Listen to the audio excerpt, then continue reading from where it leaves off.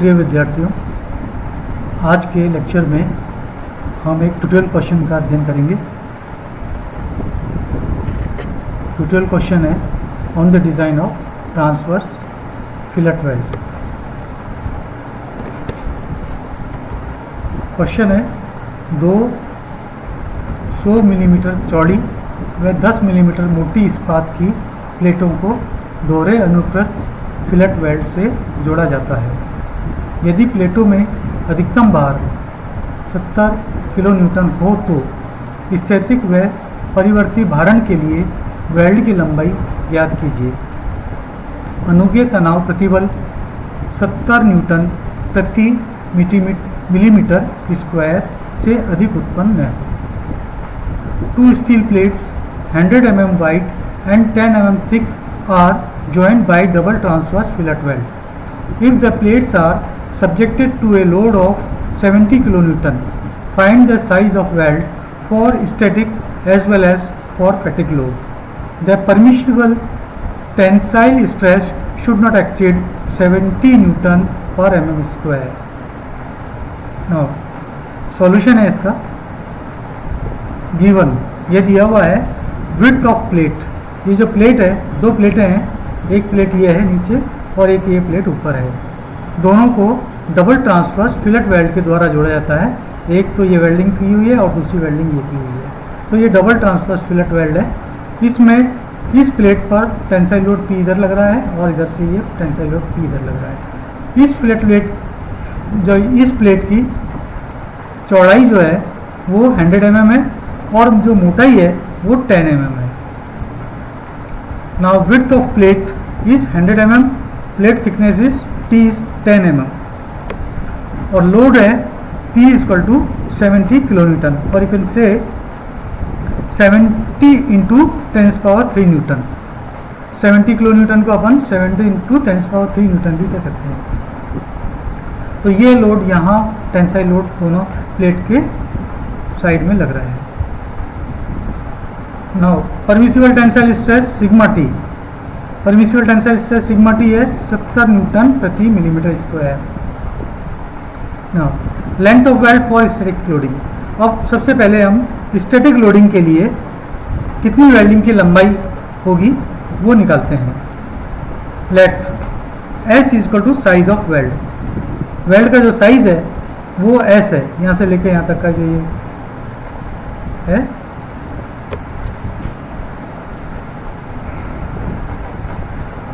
वो हमारे पास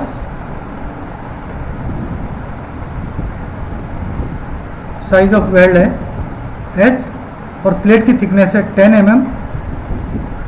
L is the length of weld, weld की जो लेंथ है वो L है।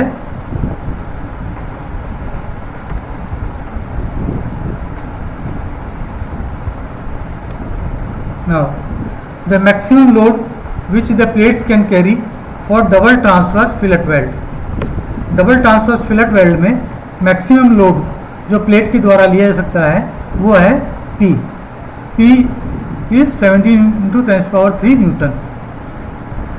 This will be equal to 1.414 SL sigma T। S is the leg और साइज ऑफ द वेल्ड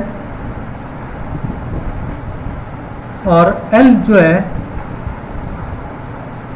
वो लेंथ ऑफ वेल्ड है और sigma T is the tensile stress of the welded material. अब यहाँ P की value हमने रखा 70 into 10³ S जो है वो हमारे पास 10 mm है। L जो है ये लेंथ ऑफ वेल्ड है या जो कि हमें निकालनी है कि कितनी लंबाई की वेल्डिंग करनी है। नाउ सिग्मा T जो है वो टेंसाइल स्ट्रेस है वेल्डेड मटेरियल का। This is equal to 1.414 L। S जो है वो 10 है जो कि प्लेट की थिकनेस के बराबर है और वेल्डिंग लंबाई L है और सिग्मा T है हमारे पास tensile stress of the welded material, वो है हमारे पास 70 न्यूटन पर mm स्क्वायर। अब इससे हम एल फाइंड आउट करते हैं। ये 70 से 70 कैंसिल हो जाएगा, तो यहाँ बच जाएगा 10⁻³ और ये 1 0 से 1 0 चला गया तो ये 100 बचा, 100 इधर आ गया और ये 1.414 जो है ये नीचे आ जाएगा। तो इस तरह से जो वेल्डेड लेंथ है वो करीब आती है हमारे पास 70.72 mm, यानी कि 70.72 mm यदि हम वेल्डिंग लंबाई की वेल्डिंग करते हैं तो वो इस 70 × 10⁻³ न्यूटन जो लोड लग रहा है, टेंसाइल लोड लग रहा है, इसको ये सहन कर सकती है। Now adding 12.5 mm for starting and stopping of weld run. अब यहाँ पर हम 12.5 जो है वो ऐड कर देंगे, क्योंकि स्टार्टिंग और स्टॉपिंग डिस्टेंस जो है वो वेल्डिंग में हम ऐड करते हैं। तो यहाँ पर 70.72 mm जो लेंथ आई इसमें हमने 12.5 mm ऐड कर दिया। तो इस तरह से हमारे पास जो वेल्डिंग की लंबाई है वो आया 83.22 mm। ये वेल्ड लेंथ है जो कि 70 × 10⁻³ न्यूटन लोड को बियर करने के लिए सफिशिएंट है। तो इस तरह से हम ये वेल्ड लेंथ निकाल लेते हैं कि जब स्टैटिक लोड लग रहा है तो इतनी लंबी वेल्डिंग की आवश्यकता होगी। नाउ सेकंड है, यदि फैटिग लोडिंग है तो उस केस में वेल्डिंग की लंबाई कितनी होगी। Length of weld for fatigue loading. ये फैटिग लोडिंग के लिए वेल्डिंग की लंबाई, इसमें सबसे पहले तो हम देखते हैं कि what is the stress concentration factor for transverse fillet welding. Transverse fillet welding के लिए जो स्ट्रेस कंसंट्रेशन फैक्टर की वैल्यू है in the case of fatigue loading के केस में वो होती है 1.5। तो इसलिए हम यहाँ पर स्ट्रेस कंसंट्रेशन फैक्टर जो है वो 1.5 ले लेंगे, क्योंकि यहाँ ये ट्रांसवर्स वेल्डिंग है। तो यहाँ हम जो परमिसिबल टेंसाइल स्ट्रेस है वो अब हमारे पास नया परमिसिबल टेंसाइल स्ट्रेस हो जाएगा और वो इसको हमने इंडिकेट किया है σTF से। तो ये जो परमिसिबल टेंसाइल स्ट्रेस σTF है वो होगा 70 को हमने 1.5 से डिवाइड कर दिया, स्ट्रेस कंसंट्रेशन फैक्टर जो है इससे डिवाइड कर देंगे। तो हमारे पास नया परमिसिबल टेंसाइल स्ट्रेस आया 46.667 Nm/mm²। और ये नया परमिसिबल टेंसाइल स्ट्रेस लेकर के हम फिर न्यू लेंथ निकालेंगे जब फैटिग लोडिंग है। तो now the maximum load which the plates can carry for double transverse fillet weld. Double transverse fillet weld के लिए maximum load which the plates can carry, maximum load कितना होगा, ये P maximum load है और इसमें ये 1.414 S तो थिकनेस है, थ्रोट थिकनेस, और यहाँ पर ये L is the length of the welded length.